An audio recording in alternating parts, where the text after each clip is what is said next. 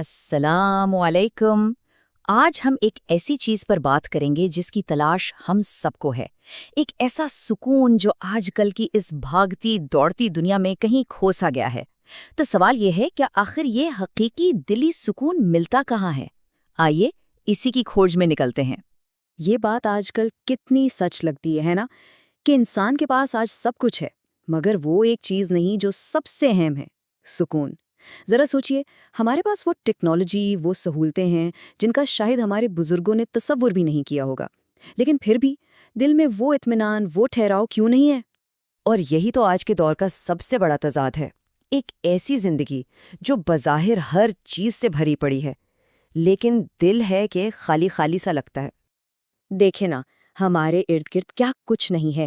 پیسہ ہے جس سے ہر آسائش خریدی جا سکتی ہے، ہر وقت ہاتھ میں موبائل ہے جس نے پوری دنیا کو ہماری جیب میں ڈال دیا ہے، اور زندگی کی ہر سہولت بس ایک کلک کی دوری پر ہے۔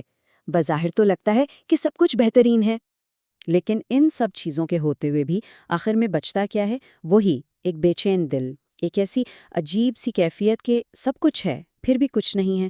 اور اصل مسئلہ یہی احساس ہے، یہی بے چینی ہے۔ تو پھر ہوتا کیا ہے؟ جب دل بے چین ہوتا ہے تو انسان اسے پر کرنے کے لیے سکون کو غلط جگہوں پر ڈھونڈنا شروع کر دیتا ہے، اور نتیجہ ناکامی۔ اکثر یہی خیال آتا ہے کہ شاید تھوڑا اور پیسہ مل جائے تو سکون آ جائے گا، یا شاید مشہور ہو جائیں تو زندگی سنور جائے گی۔ لیکن حقیقت تو ہمارے سامنے ہے۔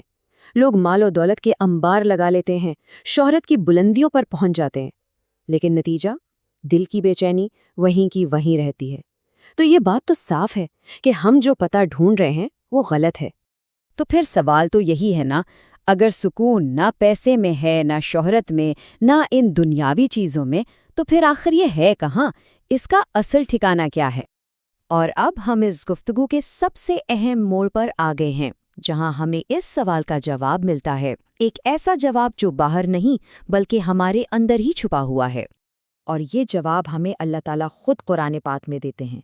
کتنی خوبصورت آیت ہے، الا بذکر اللہ تطمئن القلوب، جان لو اللہ کی یاد ہی سے دلوں کو اطمینان نصیب ہوتا ہے۔ تو اصل بات یہ ہے کہ سکون کوئی چیز نہیں ہے جسے ہم باہر سے خرید سکتے ہیں، یہ تو ایک کیفیت ہے، ایک احساس ہے جو اللہ کی یاد سے دل پر اترتا ہے۔ اچھا، تو اب ہمیں یہ تو معلوم ہو گیا کہ سکون کا سرچشمہ کہاں ہے، لیکن سوال یہ ہے کہ اس سرچشمے تک پہنچا کیسے جائے؟ اس راستے پر پہلا قدم کیسے اٹھایا جائے؟ تو اگر کوئی واقعی سچے دل سے اپنے لیے اطمینان اور سکون چاہتا ہے نا، تو اس کے لیے ایک بہت ہی سیدھا اور واضح راستہ ہے۔ اور یہ راستہ صرف 3 قدموں کا ہے۔ پہلا قدم، اپنی نماز کو مضبوط کریں، اسے صرف ایک رسم نہ سمجھیں بلکہ اللہ سے ملاقات کا ذریعہ بنائیں۔ دوسرا، اللہ کے ذکر کو اپنی عادت بنا لیں، اٹھتے بیٹھتے چلتے پھرتے۔ اور تیسرا، ان دونوں چیزوں کے ذریعے اللہ سے اپنا تعلق جوڑ لیں، ایک ایسا تعلق جو ہر چیز سے زیادہ مضبوط ہو۔ بس یہی وہ 3 کام ہیں جو مل کر اس بے چین دل کو وہ سکون عطا کرتے ہیں جس کی اسے ہمیشہ سے تلاش تھی۔